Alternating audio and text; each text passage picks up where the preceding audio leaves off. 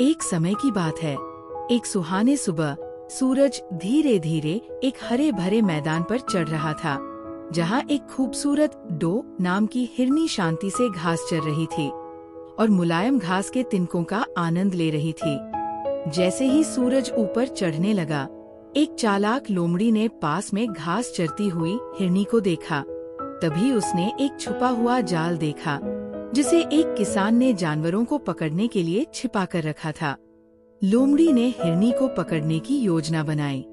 ऊपर एक समझदार कौआ एक शाखा पर बैठा था और उसकी तेज नजरों से वो लोमड़ी की हरकतों को बारीकी से देख रहा था।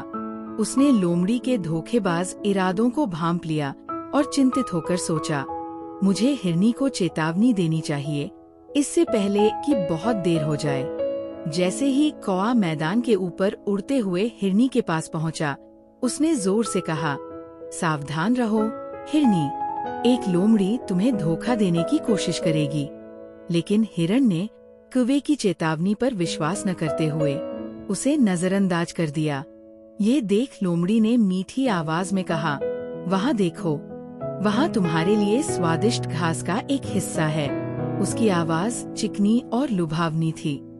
हिरनी उसकी बातों में आकर खतरे से पूरी तरह अनजान होकर के उस दिशा में चलने लगी।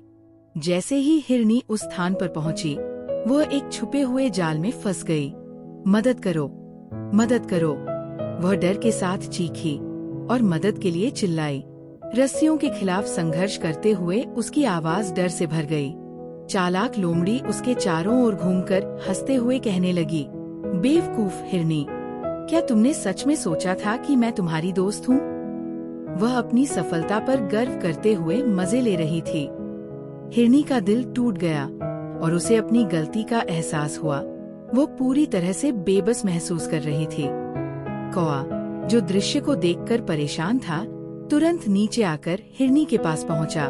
शांत रहो, मैं तुम्हारी मदद करने का रास्ता ढूंढूंगा, कौआ ने कहा। उसकी आंखों में दृढ़ संकल्प था। उसने तुरंत एक खरगोश को घास में कूदते हुए देखा और कहा, हमें तुम्हारी मदद चाहिए। खरगोश ने पूछा, मैं क्या कर सकता हूँ? कौवे ने उसे अपनी योजना समझाई। खरगोश ने सिर हिलाया और दोनों मिलकर योजना पर काम करने लगे।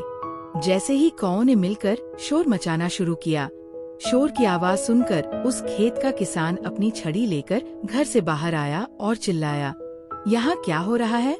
लोमड़ी को पास में देखकर वो खेत की रक्षा करने के लिए उसकी तरफ दौड़ा। लोमड़ी ने देखा कि उसे खतरा हो सकता है। वह फंसे हुए हिरण को छोड़कर डर के मारे वहाँ से भाग निकली। आखिरकार खरगोश ने जाल को काट दिया और हिरनी को आजाद किया। धन्यवाद, मैंने तुम्हारी चेतावनी को नजरअंदाज किया, हिरनी ने कौवे से कहा। कौआ ने राहत महसूस करते हुए सिर हिलाया। हम सभी से गलतियां होती हैं, लेकिन जंगल में चेतावनियों को सुनना जरूरी होता है।